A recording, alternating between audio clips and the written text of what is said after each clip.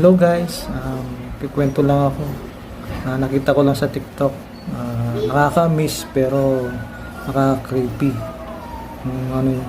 Paano magano AI sa panahon natin. Years! It took me years to learn this, and now anyone can just type a sentence! Nakita sa video, pinag-aralan mo na matagal. Ngayon, isang click lang, 5 minutes matatapos mo na. Katulad ng paggawa ng report, ChatGPT, meron dyan, yung AI, iano mo lang, i-click mo lang yung prompt, itatype mo lang kung anong gusto mong paggawa sa AI, yun, one click lang.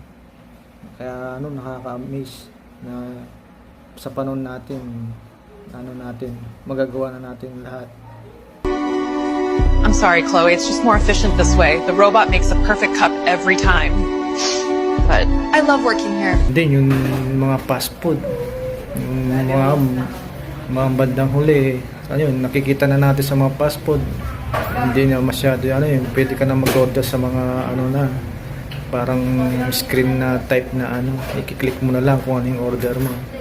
Tulad din ng yung mga, nakikita ko sa may nakita ko sa Mega Mall, pati sa BGC, yung parang yung coffee maker na robot na yung gumagawa. Yung pangalan yata yung robot na yung Ella. Yung parang lang, arm lang ng robot. Pero siya na yung multitasking na yung ginagawa niya. Yung gumagawa na sa lahat ng yung mga iba-ibang brand na flavor ng coffee.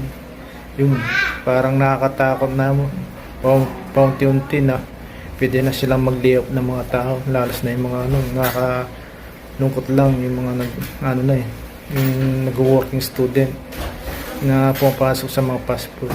They don't need me anymore. AI can create stunning visuals now, cheaper too. It's over.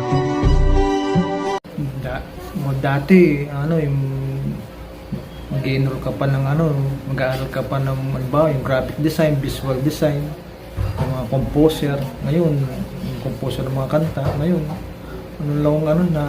isang click lang, mo na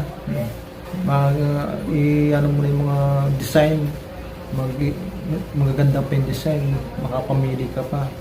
Ganyan yung powerful ng AI ngayon, ngayon totoo nangyayari na ngayon, na lahat ng yung pag-aaralan natin, parang kinuha mo ng 2 years, 4 years, isang click lang ngayon, yung AI, siya nang gagawa lahat. Well, he always remembers